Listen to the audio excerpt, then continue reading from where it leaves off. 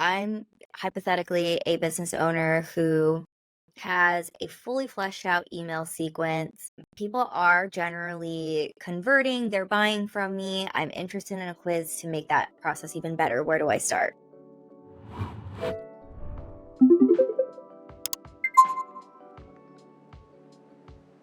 Hi, guys, and welcome back to Interacts Grow podcast. It's so great to be with you as always. I'm your host, Jessamine Solana, and we have all four of us back here this week. Jackie, welcome back. You've been gone for a couple weeks.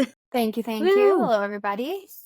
So, this week we thought we would go right back into talking a little bit more about ConvertKit since we are going to the Craft and Commerce conference coming up in June. So, if you guys are also going to be there, make sure you come say hi to us at our table and, talk to us about your quiz. Let us know what's working, what's not working, what you need help with, and all that good stuff. For those of you who are maybe interested in ConvertKit or you're using ConvertKit and are interested in a quiz, this week's episode is going to be perfect for you because we will be talking about how a quiz enhances your existing funnel in ConvertKit. So this is when you have, something already running, it's working for you, but you're ready to scale and you want to grow your email list. You just want to increase that volume and make those numbers bigger. Yay. So I thought we could go over three sort of main topics within this, which is how a quiz enhances your existing marketing funnel. Obviously, answer that question. And then working backwards from your products or services. Third, why you don't need to write new emails for your quiz. So guys, let's kind of start with, I'm hypothetically a business owner who has a fully fleshed out email sequence. People are generally converting, they're buying from me. I'm interested in a quiz to make that process even better. Where do I start? I think step one would be asking how are you currently getting people onto your email list? And I would assume that might be, a PDF type of lead magnet or anything from there. And I think that is step one, is figuring out what are you currently doing to get people on your list. I love that. I don't know why I keep thinking of just the quiz strategy calls that I'm currently doing. I just feel like I'm going back to what we typically talk about was using a quiz to essentially solve the problem that you currently have now or answer the problem or find a solution. Not that your emails or whatever that business owners is working right now, but this sort of like you were saying, enhance the process. It allows you to just stop doing so much manual work or keep on answering the same thing over and over again, or it's just like almost having a more of a streamline for you. And that way you can segment appropriately, you have a better flow. And so ideally I kind of look at it that way when I think of how a quiz enhances your marketing funnel. So I don't know if anybody else. Yeah, I'm thinking what both of you are saying. And I think for me, the answer is, okay, how do you get started? Use a quiz, right? Because when you're using a quiz, you wrote that email sequence or those emails for a person or for a group of people, right? So just use a quiz to figure out who are those people so that you can put them into that funnel. Yeah. Yeah, I love that. And I also like how Demarcy said, you're using your quiz to solve one big problem or your audience's main problem.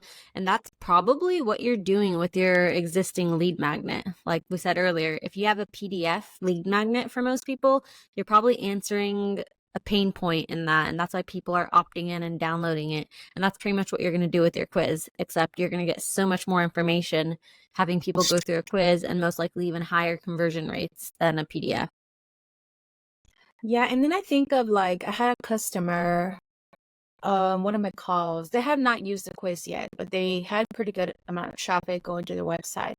And they really wanted to use the quiz to sort of filter their people through certain collections and highlight those things and then nurture them. And so it just the quiz sort of facilitated that process for them because it was answering the questions that ideally you would ask somebody if they were shopping for something, right? And so it's just a different strategy for a marketing strategy, really. That reminds me of, we haven't talked about this in a long time, but zero-party data, how this is collecting zero-party data because people are virally giving you this information along with, their name and email. Whereas in the past, for like what people are kind of feeling are sort of invasive is, looking at cookies and watching people's journeys and watching what they're clicking on and using that as a way to market rather than a quiz. In your example, Damaris, with that customer, it sounds like they want to know what their customers want to know what they're doing without having to do all of this like back end situation and make it feel like, I'm watching you. Yeah.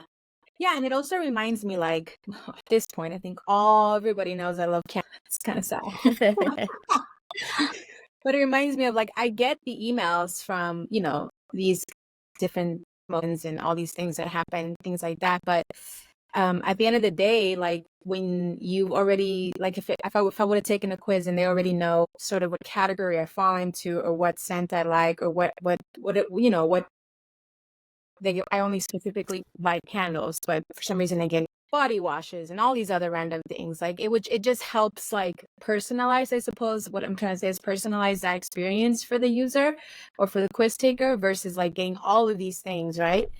Not that there's anything wrong with that, but it would just, I think, make it easier not to be able. Damaris, this other Which I favorite also thing think is a besides good candles point is that, like, playing let's say devil's you do advocate. have So an to play devil's existing advocate, back email, to what she's like, saying, marketing we funnel were at the that Creative would Educators Conference back in January, and Hope Taylor gave a presentation on her, I forget exactly what it was called, but it was like the most money that she's made in an email marketing flow, like a sequence, right? And essentially what she did was take all of her mini sequences that were like following up from these specific offers. So, Damaris loves vanilla, let's say vanilla candles. So you send her all of that kind of stuff. But after a while, maybe she's going to get bored of it, even if she doesn't tell you that. So then Hope's email sequence, like the next email sequence would sort of trigger of like, hey, Damaris, did you know this new scent is coming out? You might be interested because I know you love our products, or you try these different things, right? And so I also think of if you have a sequence that's working, especially if it's attached to like one specific freebie, try sending that sequence to other people that are on your list that haven't gotten it yet. Because it's very likely, even though, yes, I love the power of segmentation and how specific you can get in emails, but all of your offers might be suitable for everybody in your business, even though they weren't segmented specifically that way. So that's something that you could try as well, is start with the personalized, very specific emails, but then to warm them up after some time passes, right? Try sending them other flows of services or products or offerings that you have, because it's very likely that those will sell, which is what Hope had found out. Actually, now that I'm thinking about this, you're right. Because it started with candles, and now I have a did you lot. buy body wash? Well, I have body lotion, and Yeah. now I have. They must be listening. How's Bath and Just Body like, Works? no, to wash your hands. Oh my God, where can I think the hand wash The thing? And I'm like, you sanitizers, know yeah. what? I've gone down a rabbit hole. So let's just forget that I said what I said. They're targeting you. But it's They're a definitely good way targeting. to warm you up, right? Like if they came Yeah. in hot with like, oh, Damaris loves candles, but I'm going to try to sell you hand sanitizer, you would probably have unsubscribed. So warming people up with the segmented email campaigns is a really good idea. But just don't forget, you can also reuse them for other people in your audience later on, or maybe there's like Right. a specific launch or push or something like that. I Yeah. think too that like a lot of small businesses just don't have the resources to implement something that can see what you're clicking on, or like can see that you frequently visited a certain page or like a certain product and you've been looking at it for 5 minutes versus this other one was like 2 seconds or something like that. Whereas a quiz, as people enter your website, a good way to look at it is when they give you this information, you don't necessarily need all of that back end work in order to segment people. This can do it for you.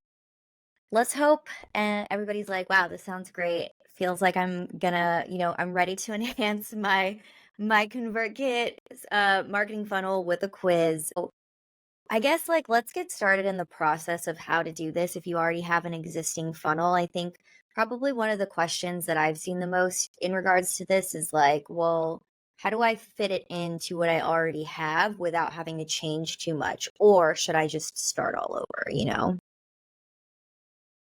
Well, definitely don't start all over. But Go at to all. interact.com Yeah. /AI.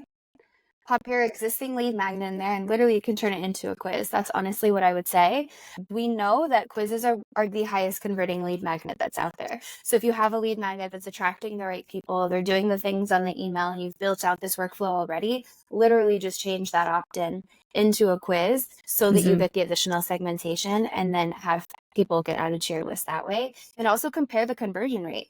Did the freebie that you were offering before convert as much as a quiz could for you, knowing that the average is 40%? Yeah. Do you guys think, like, let's say you do have a lead magnet that's working well for you, I think it's hard to convince people to turn that off and switch completely to a quiz. Can they maybe like continue to keep their original lead magnet on their site, or does it have to be one or the other? What do you guys think? I say play around. You're probably promoting different opt-ins all over the place, right? Different pages of your website in a pop-up versus something that's like a static image on socials, things like that. So play around, drop a quiz in where it makes sense, but don't turn off the thing that you don't want to turn off right now. I think that's totally fine. Love that.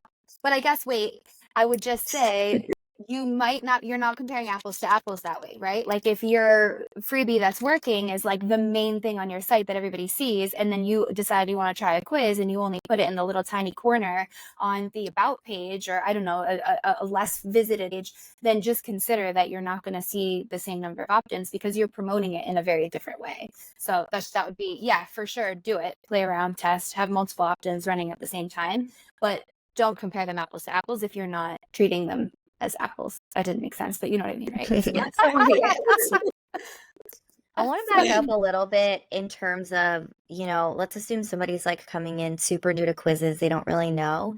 When I first thought of like this outline for today, I was thinking about like, we always tell people like, when you're creating your quiz, work backwards from your results. But I was thinking like the first place you want to start is like, what are your products and services?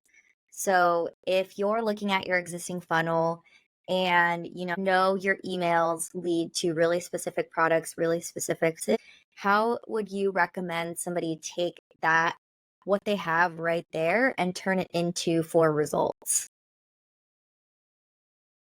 I'm going to sound like Jackie.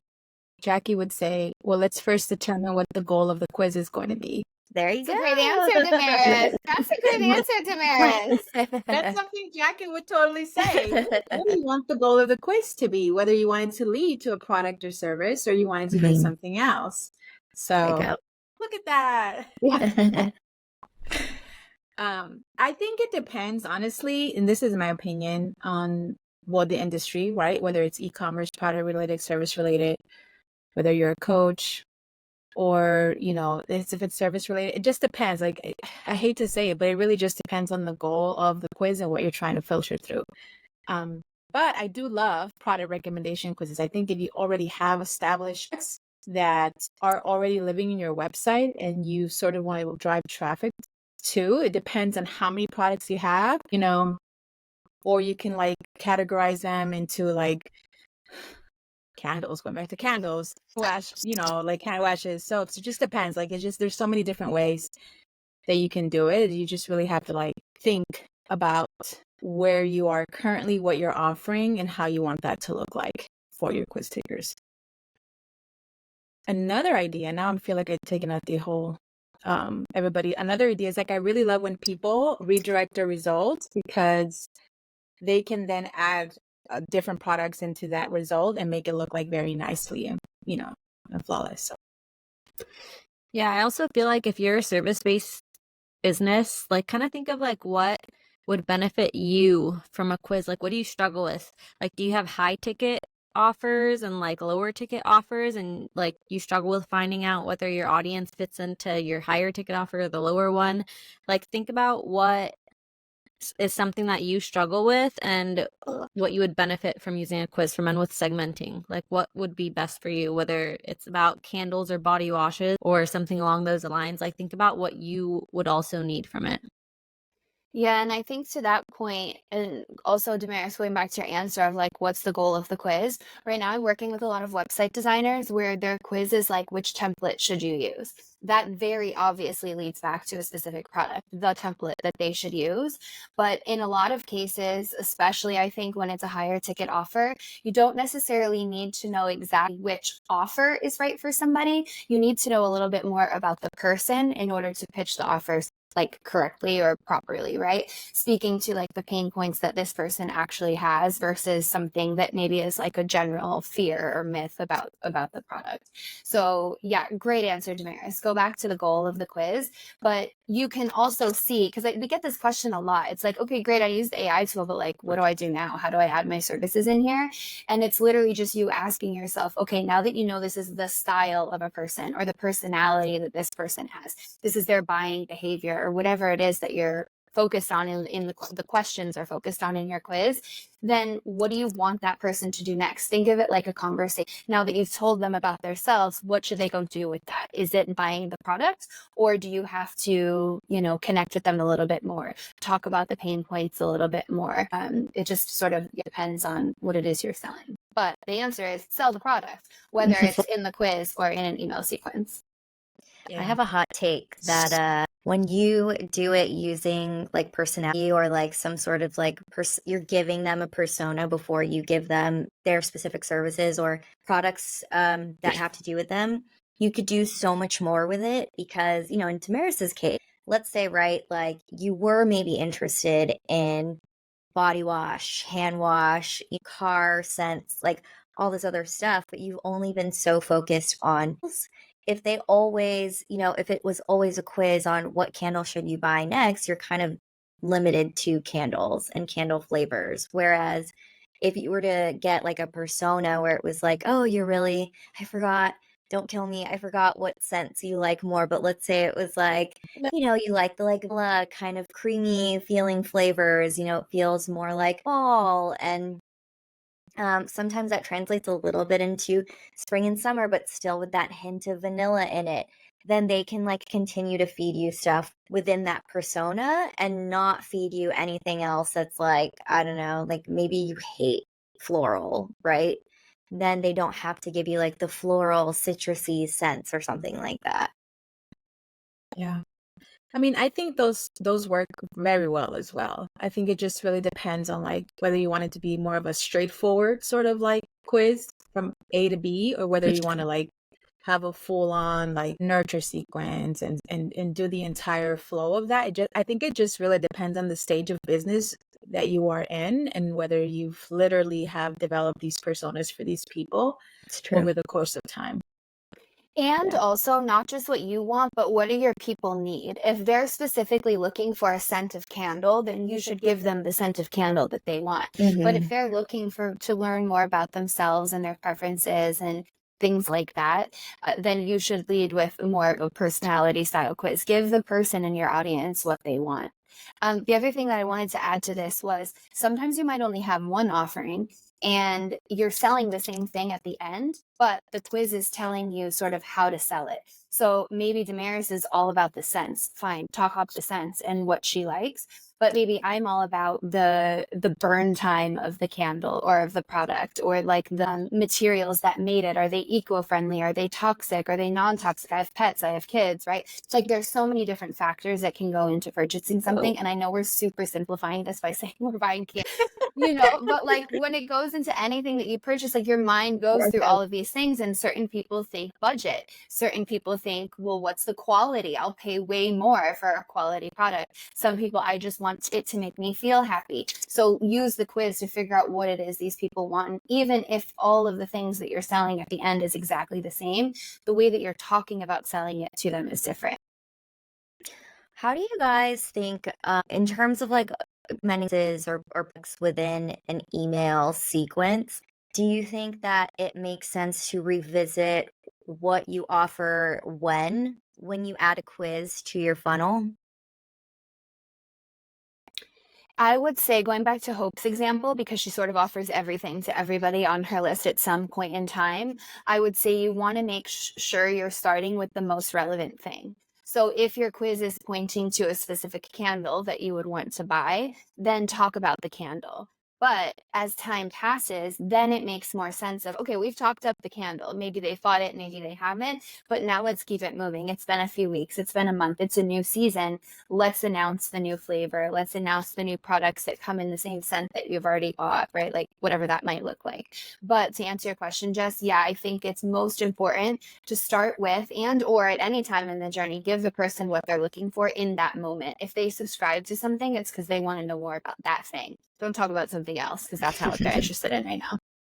Based on what you're saying, one thing that came to mind is, because you have this quiz data, you could always go back later and pull a list in ConvertKit and then say, okay, now I want to add this new sequence, or I want to send this email because I have this product coming out, or I have this really specific service coming out for these specific people.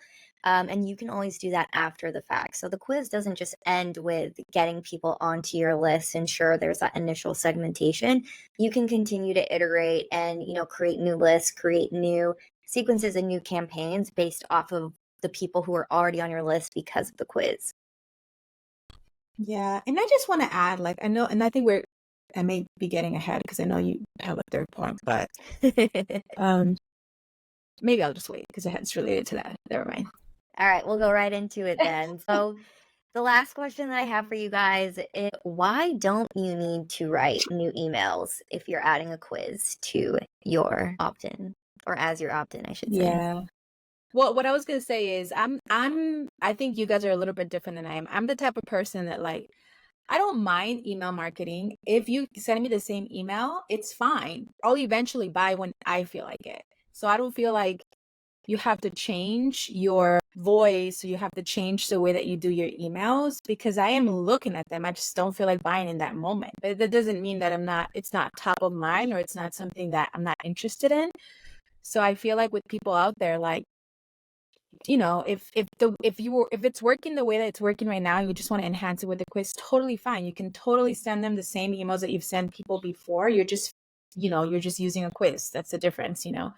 People that are interested in your product will buy. Believe me, I'm a perfect case study of that.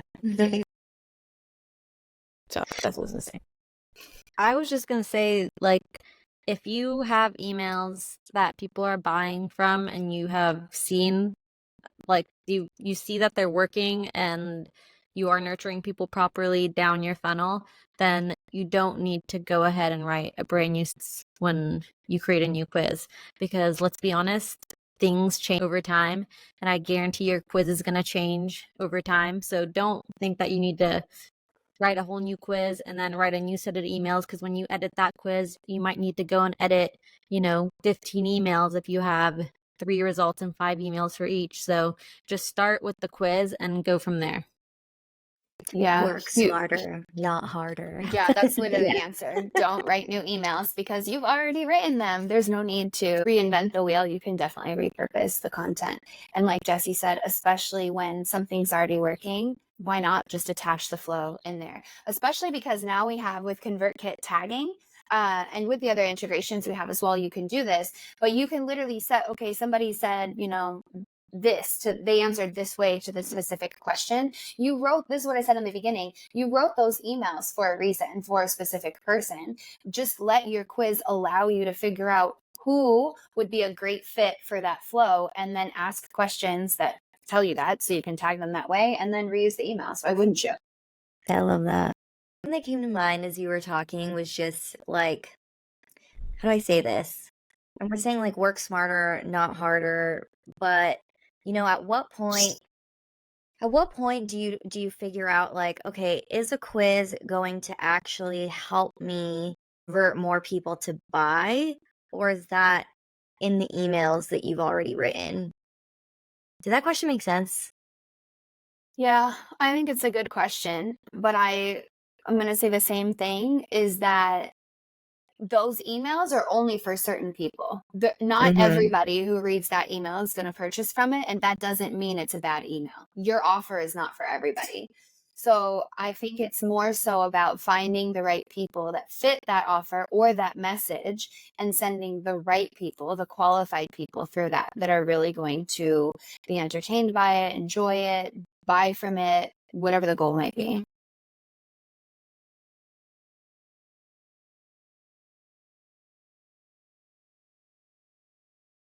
You cut out for a second. This one was fun because Okay, I'm sure recording. you guys did not freeze at all for me. And as soon as I finished talking, I could tell it was for you because you were all like, okay. So I think it recorded fine. Yeah. Wait, before you start talking, let me just blow my nose because I'm dying. Okay, go. So what I wanted to say was that I really, really love what you said there, because when I think that like there's something that happens when people are ready to scale, and even in the way that we market a quiz, right? Like grow your email list, get more people into like to subscribe to your email list. Like it's always like more, more, more. And I know we talk about this all the time, but like it really depends on like do you need more, and like how much more? Like you don't need to serve what is it, 7 billion people in the world. Like you need to find like the people who are interested in your niche industry, because they're the ones that are going to buy from you and then become loyal customers, versus like someone who was maybe thinking about it and may have heard of it, but never buys. Like you don't want those people on your email list. You want the people who are like, oh, I want to hear from you and I want to know what new things you are coming out with because I'm ready to buy the next thing. The other, just to elaborate on the point Jesse made too, is talking about like when you launch your quiz, you might end up changing it. It is a really good idea to get your quiz out there so that you can look at your analytics and see, are people taking it? Is the topic resonating? Are they getting all the way through the questions and answering them? Are they getting to the right result page? And if that's not happening, then they're not going to see those emails regardless, right? So it is really important to make sure that the quiz is functioning properly.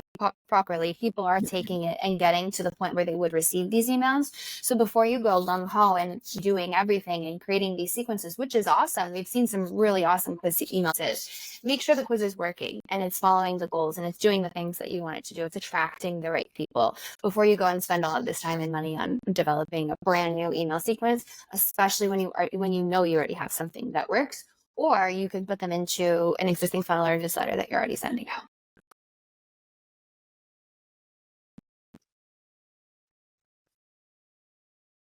Last thing that I want to say too about why you don't need to write new emails for your quiz is something that's really interesting that I've heard a couple people say in the past is they implement a quiz and then they realize that the people who they thought were their main audience in their market was actually not, and it was totally off from what they had originally thought. And so if you were to create something brand new for all of this, then you might find something out and then be like, wow, I did all that work for what? You do less work now to try to figure out like, okay, like, is this gonna fit? Is this actually like working, like Jackie said, like working the way I want it to? Because there's things that you could find out about your audience that you never knew. Like maybe the number one pain point that happened when you started your business is no longer the number one pain point, or the people that buy your one-on-one services are totally different than somebody who's buying your printables or low ticket offers. Maybe you thought that your target market was going to be millennials and actually it's Gen X. Like it could be anything. And so that's my last point. Yeah. Love it. No, and that's valid. That's why like we just keep going back to like we're smarter, not harder. Just like work with what you currently have, and then you can expand from there if you see different points after that. Create a quiz and it might change your business. Yeah. Guys, I don't want to give wrong information, but remind me if Interact AI can they input like their email sequence as it is now and say like, here's like the email sequence, like make a quiz. You can, instead of putting your website, you can like manually copy paste what you want that text to be. So I would say put it in there instead of putting your website URL. Really? Yeah, it's called like, let me find it for you. It's not called that. I'm going to go find it for you. It's called,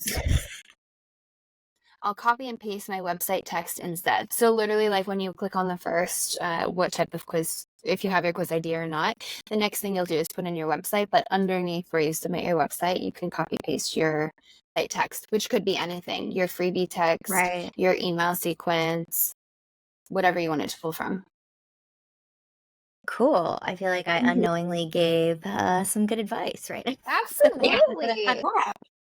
So another way you could work smarter and not harder is go to tryinteract.com/AI and start your quiz and paste the existing email sequence that you have in ConvertKit into there and see what it creates for you. That way, your quiz is based off of the email sequence you already have and not so much off of like, copy and pasting like your website, your services, and or your sales page and whatnot. It's like, okay, this is going to lead directly into the funnel that I already have created. Love it. Totally. Well, guys, thank you so much. Jackie, I'm going to give you 2 seconds to do your last thought. My last thought. Everybody just have a great day. I'm so excited to go to Boise, Idaho in a couple of weeks. Hopefully we'll see you there at the ConvertKit conference. It's my last thought of the day. Safe travels Love to it. everybody Yes, attending. yes, love it. And in the meantime, if you guys have any questions, please reach out to us. Check out the AI before you get there, or come see us at the table. And we are going to be doing strategy sessions while we're there, so you could book time with us one-on-one. Have a little chat and see it in live in 2 minutes. What? Thank you guys, and we'll see you next time. Bye. Bye, everyone.